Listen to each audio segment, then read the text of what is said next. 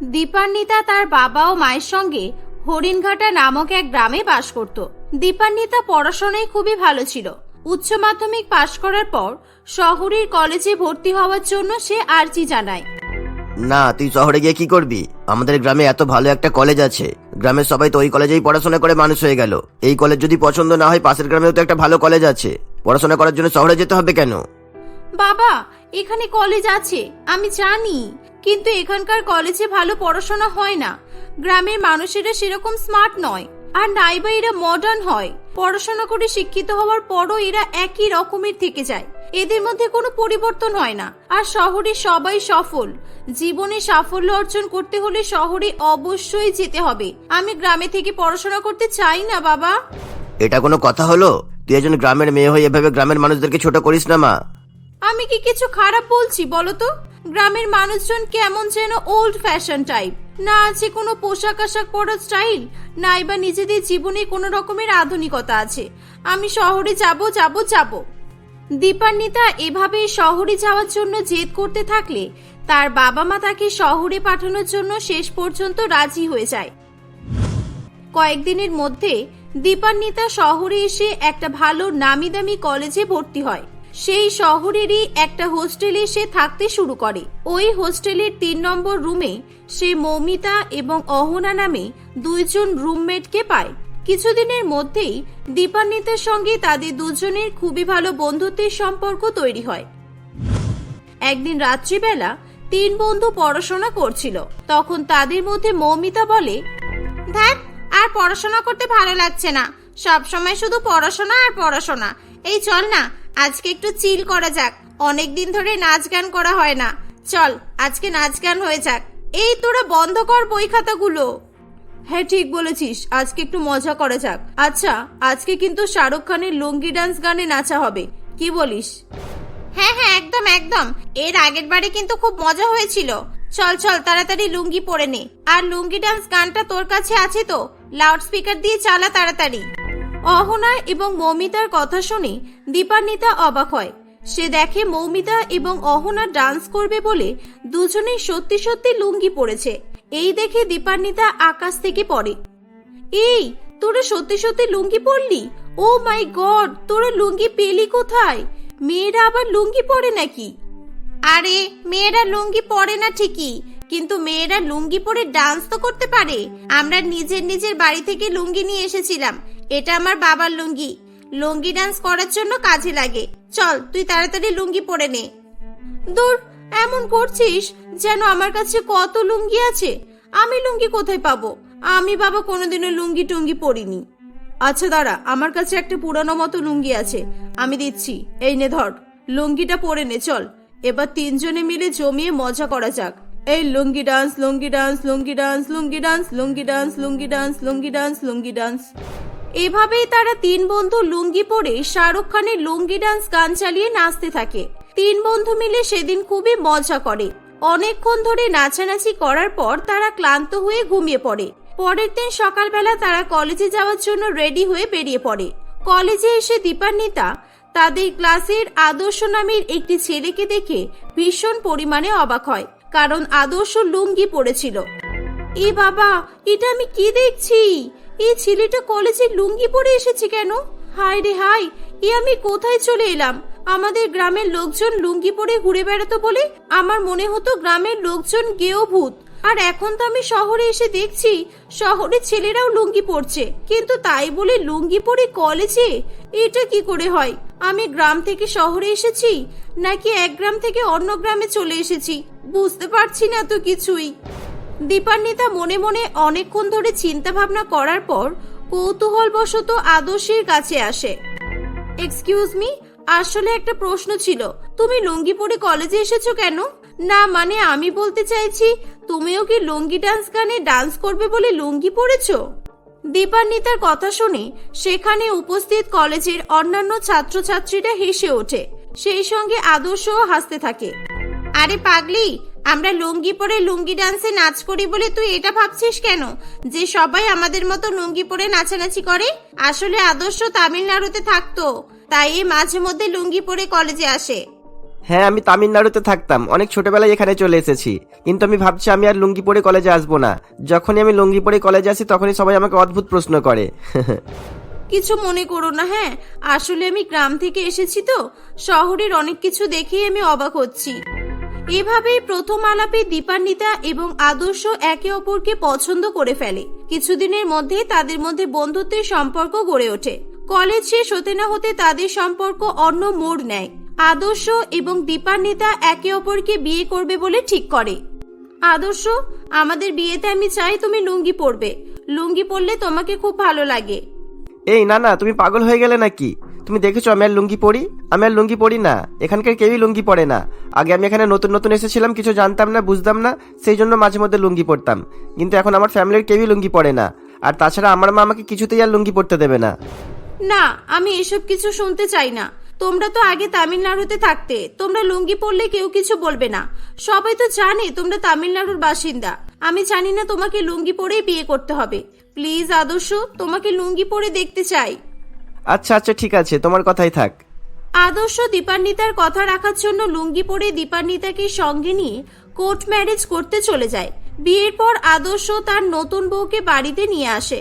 রূপালী দেবী তার ছেলে এবং নতুন বৌমাকে দেখে ভীষণ অবাক হয়। এ কি আদর্শ, তুই লুঙ্গি পরেছিস কেন আবার? আমি তোকে বলেছি না তুই লুঙ্গি একদমই পরবি না। আজকে তুই তোর বিয়ের দিনে লুঙ্গি পরলি। আদর্শর কোনো দোষ নেই মা, আসলে আমি একে লুঙ্গি পরার জন্য জোর করেছিলাম। একে লুঙ্গি পরলে খুব ভালো দেখায়। না, ছেলেদের লুঙ্গি পরলে মোটেই ভালো দেখায় না। আমি লুঙ্গি একদমই পছন্দ করি না, ওকে? এই কথাটা শুনে দীপান্বিতা খুবই অবাক হয়। কিন্তু কেন মা, আপনারা তামিলনাড়ুর বাসিন্দা হয়ে লুঙ্গি পছন্দ করেন না, তা আবার হয় কি করে? আমি তামিলনাড়ুর বাসিন্দা কে বললো তোমাকে? আমার জন্ম এখানেই, আমি বাঙালি। আর এর বাবা তামিলনাড়ুর ছেলে। এর বাবার সঙ্গে বিয়ে হওয়ার পর এর বাবাও সবসময় লুঙ্গি পরতো। এর বাবাকে আর একে শোধরাতে আমার অনেক সময় লেগে গেছে। শেষ পর্যন্ত আমি এখানে চলে আসি যাতে আমি এদেরকে লুঙ্গি পরতে না দিতে পারি। আমি এত মডার্ন, আমার ছেলে আমার হাজবেন্ড লুঙ্গি পরবে, এটা আমি মেনে নিতে পারবো না। আচ্ছা মা, ঠিক আছে, আমি আর লুঙ্গি পরবো না। আজকে শুধুমাত্র দীপান্বিতার কথা রাখার জন্য আমি লুঙ্গি পরেছি। ঠিক আছে। আর এই যে তুমি একদম শাড়ি পরবে না বলে দিলাম। আমি শাড়ি পছন্দ করি না। আমাদের এই এলাকার মধ্যে কোনো মেয়ে বউ, এমনকি বৃদ্ধরাও শাড়ি পরে না। তুমি আমার বৌমা হয়ে শাড়ি পরতে পারবে না, কারণ তোমাকে দেখে সবাই খুব হাসাহাসি করবে। এ কি বলছেন? আপনি তো নিজেকে বাঙালি বলে দাবি করলেন, আর বাঙালি মেয়েদের তো শাড়িতেই মানায়। লুঙ্গিটা মানছি আপনি পছন্দ করেন না, কিন্তু শাড়িতে কিসের অসুবিধা? বললাম তো আমি মডার্ন। আমি যেরকম শর্ট জামা কাপড় পরি, ছোট ছোট স্টাইলিশ ড্রেস পরি, আমাদের এখানকার সবাই যেরকম মডার্ন জামা কাপড় পরে, তোমাকেও সেরকমই মডার্ন জামা কাপড় পরতে হবে। কি বললাম বুঝতে পেরেছো? আচ্ছা মা, তুমি কি দরজার কাছে দাঁড়িয়ে দাঁড়িয়ে কোন জামা কাপড় পরতে হবে আর কোনটা পরতে হবে না এই আমাদের ক্লাস নেবে? আমরা দুজনে অনেক টায়ার্ড, আমি আবার ঘরে যাচ্ছি, বাকি কথা পরে বলবো। চলো দীপান্বিতা। এই বলে আদর্শ দীপান্বিতাকে নিয়ে ঘরে চলে যায়। আদর্শ, আমি তোমার মায়ের মতো এরকম শর্ট জামা পরতে পারবো না। তুমি হয়তো ভাববে আমি গ্রামের মেয়ে বলে এরকম বলছি, কিন্তু না, আমি না আগে ভাবতাম যে শহরের মেয়েরা মডার্ন জামা কাপড় পরে, ওদেরকে দেখতে খুব ভালো লাগে। কিন্তু বিশ্বাস করো, শহরে আসার পর আমার ধারণা পাল্টে গেছে। যারা শর্ট ছোট ছোট জামা পরে তাদেরকে আমার একটুও ভালো লাগে না। আমি কিছুতেই ছোট জামা পরতে পারবো না। আচ্ছা ঠিক আছে, তোমার যেটাতে সুবিধা তুমি সেটাই পরবে। তুমি এই নিয়ে মাথা গরম করো না, আমি মাকে বুঝিয়ে দেব। পরের দিন সকালে দীপান্বিতা আবার একটা নতুন শাড়ি পরে সবার সামনে আসে। এই দেখে রূপালী দেবী আবার খুব রেগে যায়। সে আবার দীপান্বিতাকে শাড়ি পরার জন্য অনেক কথা শোনায়। দীপান্বিতা কিছুতেই তার শাশুড়ি মায়ের কথা শুনে ছোট জামা পরতে প্রস্তুত ছিল না। তাই প্রত্যেকদিন বউ শাশুড়ি মায়ের মধ্যে শাড়ি পরা নিয়ে ঝামেলা চলতে থাকে। ঠিক আছে, আমি একটা শর্তে শাড়ি পরা বন্ধ করতে পারি। আপনি যদি আদর্শকে লুঙ্গি পরতে দেন, তবে আমি শর্ট জামা কাপড় পরবো। বলুন, আপনি রাজি? কিছুতেই নয়।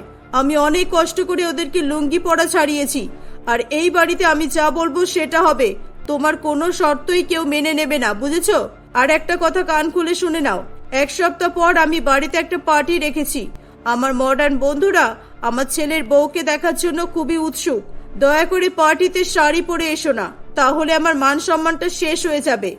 দীপান্বিতা তার শাশুড়ি মায়ের কথায় কোনো রকমের উত্তর দেয় না। দেখতে দেখতে এক সপ্তাহ কেটে যায়। বৌমা বাথরুমে স্নান করতে ঢুকেছে। আমি জানি বৌমা বাথরুম থেকে বেরিয়ে এসে আবার শাড়ি পরবে। আমি কিছুতেই আজকে বৌমাকে শাড়ি পরতে দেব না। আমার মান সম্মান আমি এভাবে শেষ হয়ে যেতে দেব না। এক কাজ করি, বৌমার যত শাড়ি আছে সব শাড়িগুলো লুকিয়ে ফেলি। শেষ পর্যন্ত বৌমা ছোট জামা পরতে বাধ্য হবে। এভাবেই রূপালী দেবী দীপান্বিতার সমস্ত শাড়ি লুকিয়ে ফেলে এবং খুবই খুশি মনে পার্টি এনজয় করতে থাকে। বেশ কিছুক্ষণ পর পার্টিতে দীপান্বিতা এবং আদর্শ সকলের সামনে আসে। তাদেরকে দেখে সবাই অবাক হয়ে যায়। বিশেষ করে রূপালী দেবী তাদের দুজনের উপর খুবই রেগে যায়, কারণ তারা দুজনেই লুঙ্গি পরেছিল। এই দেখে পার্টির লোকজন সকলেই তাদের দুজনকে নিয়ে মজা করতে থাকে। বৌমা, তুমি লুঙ্গি পরেছো কেন? মেয়েরা আবার লুঙ্গি পরে নাকি? আদর্শ, তুই তোর বউকে লুঙ্গি পরিয়ে বাইরে নিয়ে এলি কেন? ক্ষমা করবেন মা, ছোট জামা পরার চেয়ে ছেলেদের মতো শার্ট আর লুঙ্গি পরাটা অনেক ভালো। অন্তত আমার শরীরের কোনো অংশ দেখতে পাওয়া যাচ্ছে না। আমি কিছুতেই ছোট জামা পরতে রাজি নই। আমি কোন জামা পরবো আর কোন জামা পরবো না এটা তো আমার ব্যক্তিগত ব্যাপার। আপনি আমার উপর জোর করতে পারেন না। আপনি যদি আমার শাড়িগুলো লুকিয়ে না রাখতেন তাহলে হয়তো আমাকে লুঙ্গি পরে সকলের সামনে আসতে হতো না। দীপান্বিতার কথা শুনে রূপালী দেবীর মাথা লজ্জায় নিচু হয়ে যায়। সেই সকলের সামনে তার বৌমার কাছে ক্ষমা চায়। সেদিনের পর থেকে সে কখনোই দীপান্বিতাকে ছোট জামা পরার জন্য জোর করে না। দীপান্বিতা খুবই খুশি হয়। সে আবার আগের মতো শাড়ি পরতে শুরু করে। এভাবেই তারা সবাই হাসি খুশি বসবাস করতে থাকে। ঋত্বিকা তার 3 দাদা এবং বৌদির সঙ্গে বাস করত। ঋত্বিকা 3 ভাইয়ের সবচেয়ে ছোট বোন ছিল। তার পরিবারের সকলেই ঋত্বিকাকে খুবই ভালোবাসত, কিন্তু সকলের ভালোবাসা পেয়ে সে বিগড়ে গিয়েছিল। প্রথমত সে একটুও পড়াশোনা করতে চাইতো না এবং সবসময় বন্ধুদের সঙ্গে সে মজা করতে ভালোবাসতো। একদিন সকালবেলা, দূর, রোজ রোজ কলেজে যেতে ভালো লাগে না। আজকে তো আমার বন্ধুরাও কলেজে যাবে না। ক্লাস না করে আড্ডা মারবো কাদের সঙ্গে? কি করি? হ্যাঁ, আইডিয়া। বৌদি, ও বড় বৌদি, আমার পেটে খুব ব্যথা করছে। কালকে সারা রাত আমার পেটে ব্যথা করেছে, আমি একটুও ঘুমাতে পারিনি। এখন ভাবলাম রেডি হয়ে কলেজে যাব, কিন্তু এখনো পেটে ব্যথা করছে। কি, তোমার পেটে ব্যথা করছে? সে কি গো, সারা রাত তুমি পেট ব্যথা সহ্য করলে? একবার আমাদের বলতে পারতে তো। কই, চলো দেখি তোমার কি হয়েছে। চলো বাইরে চলো, রান্নাঘরে খুব গরম। এই মেজো, ঋত্বিকার জন্য একটু গরম জল আর জোয়ান নিয়ে আয় তো। ঋত্বিকার শরীর খারাপ শুনে তার 3 বৌদি খুবই ব্যতিব্যস্ত হয়ে পড়ে। তাড়াতাড়ি সব কাজকর্ম ছেড়ে তারা ঋত্বিকার সেবা যত্ন করতে শুরু করে। দেখি, এখানে বসো দেখি, কোন জায়গাটায় ব্যথা করছে বলো তো? কি হলো বলো তো সকাল সকাল? এই নাও ঋত্বিকা, তুমি গরম জল আর জোয়ানটা খেয়ে নাও। খেয়ে দেখো কমে যাবে। গ্যাস্ট্রিকের কোনো সমস্যা হলে ঠিক হয়ে যাবে। হ্যাঁ দাও, খাচ্ছি। ওরে বাবারে, কি পেটে ব্যথা করছে গো, মরে গেলাম গো। খুব পেটে ব্যথা করছে? তাহলে এক কাজ করি, এরকম ভাবে হবে না। এই মেজো, ডাক্তারকে একটা ফোন করতো। না না, আর ডাক্তার ডাকতে হবে না। মনে হচ্ছে পেটের ব্যথা একটু একটু করে কমে যাচ্ছে। আমি একটু রেস্ট করলে মনে হয় ঠিক হয়ে যাবে। কিরে বোন, তুই কলেজে যাবি না? রেডি হলি না কেন এখনো? চল চল, তাড়াতাড়ি কর, রেডি হয়ে নে। দাদা, আমার শরীরটা আজকে খুব খারাপ। আজকে তো আমি কলেজে যেতে পারবো না। তোমরা চলে যাও। বৌদি, তোমরা বলো না। হ্যাঁ তুহিন, ঋত্বিকার শরীরটা আজকে ভালো নেই। ওর পেটে খুব ব্যথা করছে। আজকে ছেড়ে দাও, আজকে ও বাড়িতেই থাকুক। কিছুক্ষণ রেস্ট করুক। ওর পেটে ব্যথা না কমলে ওকে নিয়ে আমরা একবার ডাক্তারের কাছে যাব। আচ্ছা ঠিক আছে, আর ঋত্বিকা ঠিক আছে কিনা একবার ফোন করে জানিও তবে। এই বলে 3 ভাই অফিসের জন্য বেরিয়ে পড়ে। বৌদি, কালকে আমার কলেজে অ্যাসাইনমেন্ট সাবমিট করতে হবে, আর এখনো পর্যন্ত আমার একটাও অ্যাসাইনমেন্ট হয়নি। আর আমার শরীরটাও খুব খারাপ। এবার আমি কি করব? আরে তুই চিন্তা করছিস কেন? তোর ছোট বৌদি আছে তো। তোর ছোট বৌদি তোর সব অ্যাসাইনমেন্ট করে দেবে। তুই এখন চিন্তা করিস না। চল তো, ঘরে গিয়ে শুয়ে পড়বি, চল। চন্দ্রিমা তার ননদকে ঘরে দিয়ে আসে। ঋত্বিকা বেশ মজা করে শুয়ে পড়ে। উফ, আমার বৌদিগুলো সত্যিই খুব বোকা। ওদেরকে বোকা বানানো খুবই সহজ। সত্যি, আমি কপাল করে এরকম 3-3টে বৌদি পেয়েছি। আর আমার বৌদিদেরও কপাল খুব খারাপ যে আমার মতো একটা মিথ্যাবাদী চিটিংবাজ ননদ পেয়েছে। ঋত্বিকা এরকমই ছিল। সে প্রচুর পরিমাণে মিথ্যা কথা বলতো, আর তার পরিবারের সকলেই তাকে অন্ধের মতো বিশ্বাস করত। সে সব সময় মিথ্যা কথা বলে অন্যকে ঠকাতো। এমনই একদিন ঋত্বিকা কলেজ থেকে রাত 9টার সময় বাড়িতে ফিরে আসে। তাকে রাত 9টার সময় বাড়িতে আসতে দেখে তার বড় দাদা তুহিন বলে, কি রে বোন, তুই এখন বাড়ি ফিরছিস কলেজ থেকে? তোর কলেজ তো বিকাল 5টার সময় ছুটি হয়, আর এখন তো 9টা বাজে। কোথায় ছিলি তুই এতক্ষণ? এই মরেছে রে, দাদা যদি জেনে যায় আমি আমার বন্ধুদের সঙ্গে পার্টি করছিলাম তাহলে তো আজকে আমার রেহাই নেই। না, আমাকে কিছু একটা বানিয়ে বানিয়ে বলতে হবে। কি বলি? হ্যাঁ দাদা, আসলে আমার কলেজ ছুটির পর বড় বৌদি আমাকে ফোন করে বলেছিল মার্কেট থেকে কিছু জিনিস আনতে, তাই আমি মার্কেটে গিয়েছিলাম, কিন্তু জিনিসগুলো অনেক খোঁজাখুঁজির পরও পেলাম না, তাই আমার দেরি হয়ে গেছে বাড়ি আসতে। কি, তোর বৌদি তোকে মার্কেটে যেতে বলেছিল, তাও আবার কলেজ ছুটির পর? তোর বৌদি কি জানে না আজকাল দিনকাল কত খারাপ? দাঁড়া, তোর বৌদিকে আমি এখনই বলছি। চন্দ্রিমা, এই চন্দ্রিমা। না না দাদা, বৌদিকে কিছু বলো না, বৌদিকে বকবে না প্লিজ, বৌদি খুব কষ্ট পাবে। বৌদি আমার এত কেয়ার করে, আমার এত ভালোবাসে, আর বৌদির জন্য আমি এইটুকু ছোট্ট একটা কাজ করতে পারবো না? আসলে আমারই ভুল হয়েছিল, যখন দেখলাম কোথাও পাওয়া যাচ্ছে না তখন আর বেশি খোঁজাখুঁজি না করে বাড়ি চলে আসাটাই উচিত ছিল। ঠিক আছে, যাও, আজকের পর থেকে কলেজ ছুটি হওয়ার পর সোজা বাড়িতে আসবি। আর হ্যাঁ, আমি ওদের বলে দেবো তোকে যেন কোনো কাজ না বলে। যা যা, ফ্রেশ হয়ে খেয়ে নে। বাবারে বাবা, বাঁচলাম, এখন আবার আমাকে মিথ্যা কথা বলতে হবে। আমি তো বাইরে থেকে খেয়ে এসেছি, আমার পেটে একটুও জায়গা নেই, আর তাছাড়া আমি ড্রিঙ্ক করেছি, আমার মুখ থেকে গন্ধ বের হচ্ছে, বৌদিরা তো ঠিক ধরে ফেলবে। আবার কিছু একটা নাটক করতে হবে। দেখি তো নিরঞ্জনকে একটা ফোন করে কি করছে। নিরঞ্জন ছিল ঋত্বিকার বয়ফ্রেন্ড। নিরঞ্জনের ব্যাপারে তাদের বাড়িতে কেউই জানতো না। ঋত্বিকা মাঝে মধ্যেই কলেজে না গিয়ে নিরঞ্জনের সঙ্গে ঘুরতে যেত। শুধু তাই নয়, সে সব সময় তার বয়ফ্রেন্ডের সঙ্গে ফোনে কথা বলতো, এমনকি সে সারা রাত জেগেও থাকতো এবং নিরঞ্জনের সঙ্গে ভিডিও কলিং করত। এমনই সেদিনও ঋত্বিকা নিরঞ্জনের সঙ্গে কথা বলছিল। ঠিক সেই সময় তার বড় বৌদি সেখানে চলে আসে। কি হলো ঋত্বিকা, তুমি কার সঙ্গে কথা বলছিলে? আমি আসতেই ফোনটা কেটে দিলে যে? কোথায়? আমি তো তোমাকে দেখতেই পেলাম না যে তুমি এখানে এসেছো। আমি তো আমার বন্ধু মনিকার সঙ্গে কথা বলছিলাম। বৌদি, তুমি আমাকে সন্দেহ করো? তুমি আমাকে একটুও বিশ্বাস করো না, তাই না? এ বাবা, না না, এ কি বলছিস? তোকে বিশ্বাস করব না কেন? আসলে তুই আমাদের একমাত্র ননদ, তো তোকে নিয়ে আমাদের খুব চিন্তা। কতবার করে খেতে ডাকলাম, তুই তো এলি না খেতে। তোর খাবার রেখে গেলাম, খেয়ে নিস কিন্তু। এই বলে চন্দ্রিমা সেখান থেকে চলে যায়। এভাবে বেশ কয়েকদিন চলতে থাকে। একদিন, কালকে আমার বয়ফ্রেন্ড নিরঞ্জনের জন্মদিন, আমার কাছে তো টাকা নেই, কি হবে? আমি যে ওকে বড়সড় ধরনের দামি কোনো গিফট দিতে চাই, কিছু একটা তো করতেই হবে। হ্যাঁ, আইডিয়া, আমার বৌদিদের ঠকিয়ে টাকা আদায় করা ছাড়া আমার কাছে আর কোনো উপায় নেই। ঋত্বিকা মনে মনে একটা প্ল্যান করে। সে হল রুমে গিয়ে দেখে তার 3 বৌদি টিভি দেখছে। সে তাদের কাছে মন খারাপ করে সোফাতে বসে পড়ে। ঋত্বিকাকে মন খারাপ করে বসে থাকতে দেখে তার বড় বৌদি বলে, কি রে, কি হয়েছে তোর? মন খারাপ কেন? কিছু হয়েছে নাকি? কলেজে কিছু হয়েছে? বৌদি, জানো আমার একটা বন্ধু আছে, ওর নাম নূপুর। ওরা খুব গরিব, ওর বাবা নেই, ওর মা না খুব অসুস্থ, ওর মা এখন হসপিটালে ভর্তি আছে, ওর এখন প্রচুর টাকার প্রয়োজন।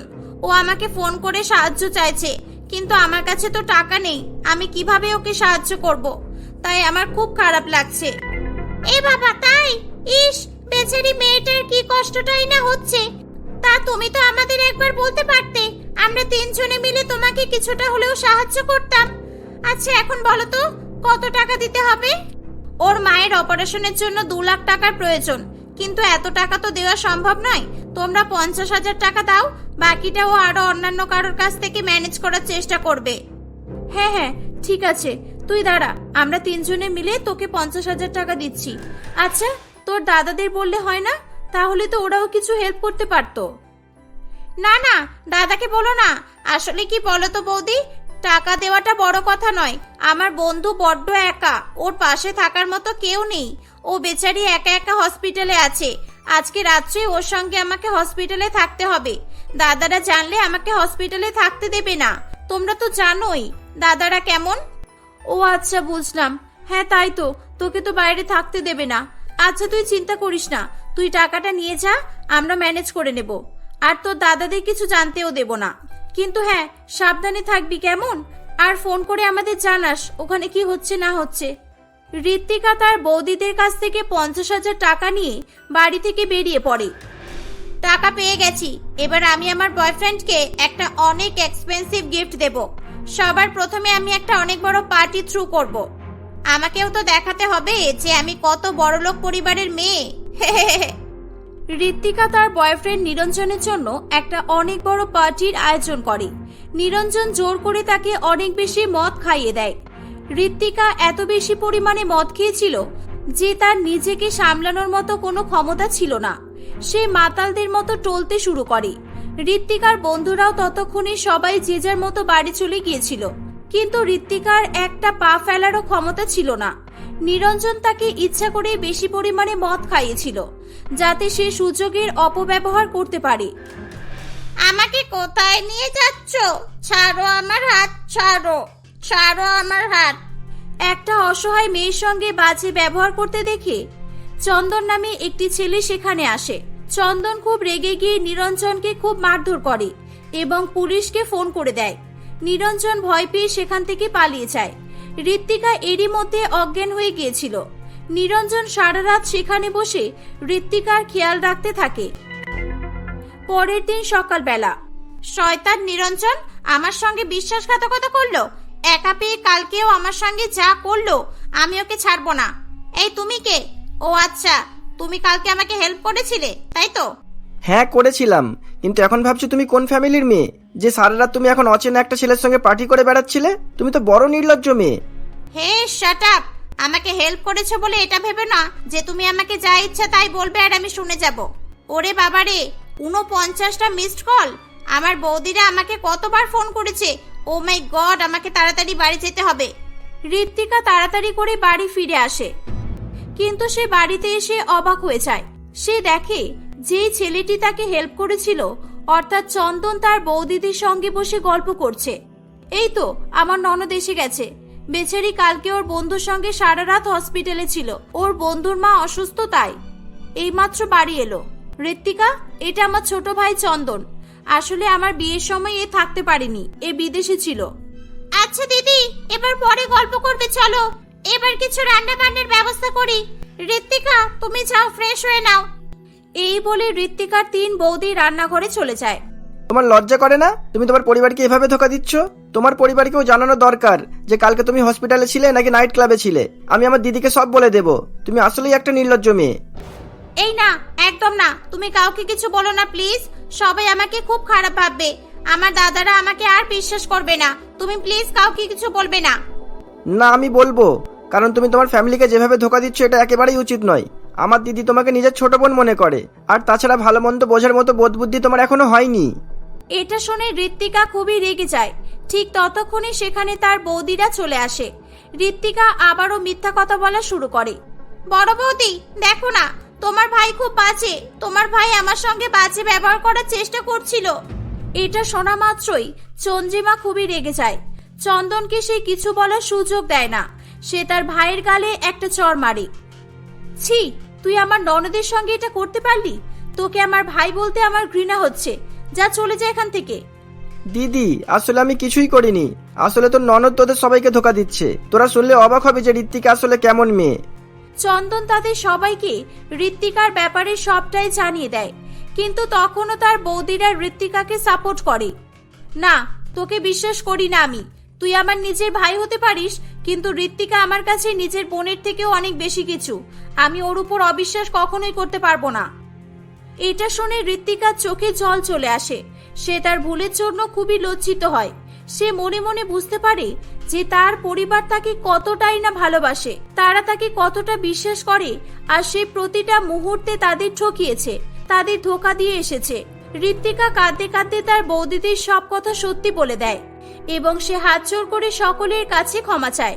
তার পরিবারের সকলেরই খুব খারাপ লেগেছিল, কিন্তু ঋত্বিকাকে তারা কখনোই কষ্ট দিতে পারত না।